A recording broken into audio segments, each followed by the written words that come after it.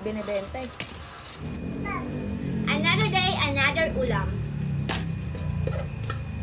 Diba? Ito ang food namin. Ayan guys, nilagang baka.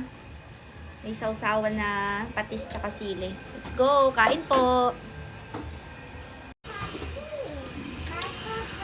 Sarap yan.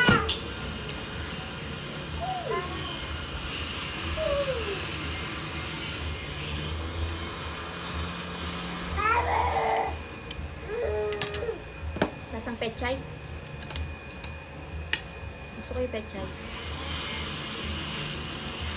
Uy.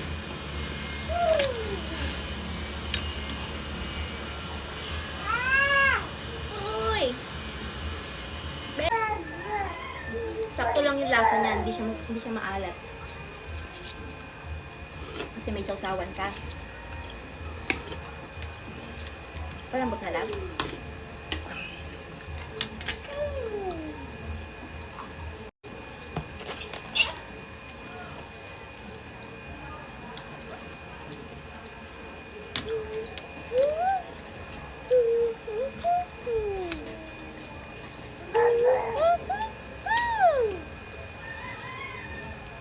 Ganun lasa ng baka. Okay ba tata? Huwag ka na bumibili sa mga scrap lang. Iba lasa ng baka. Tikman mo. Lumilipat, anak.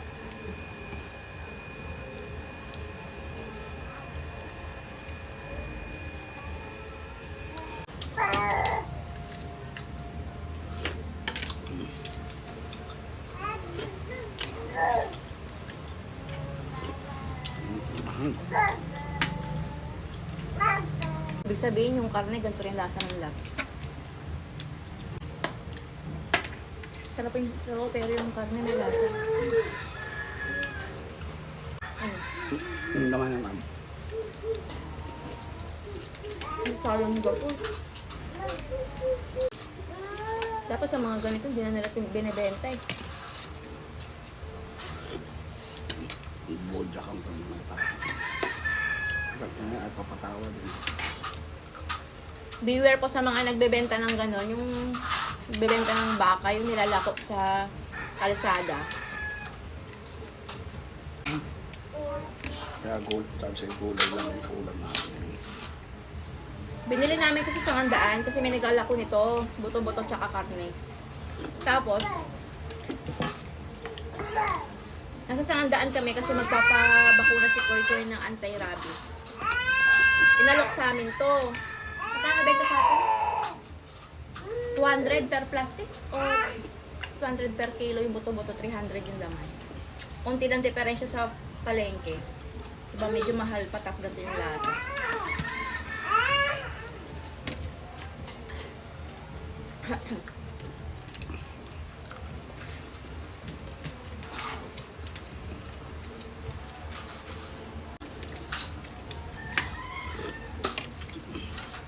Ulam sa bawlab. Yung ulam natin sabaw tsaka gulay eh. Ulit mo na.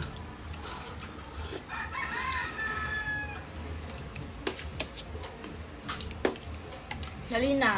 Dami mo nilagay na kanin sa akin eh. Ka.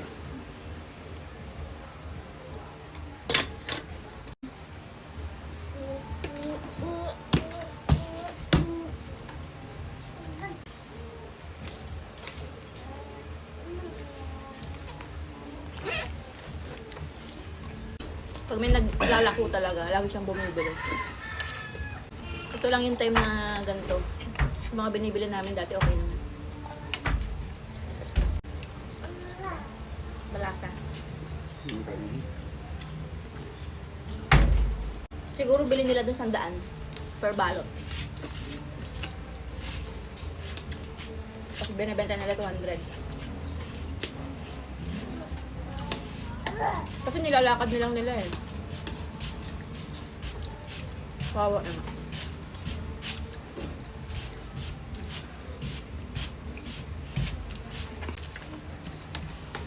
Sarap sa sana ng sabaw niya.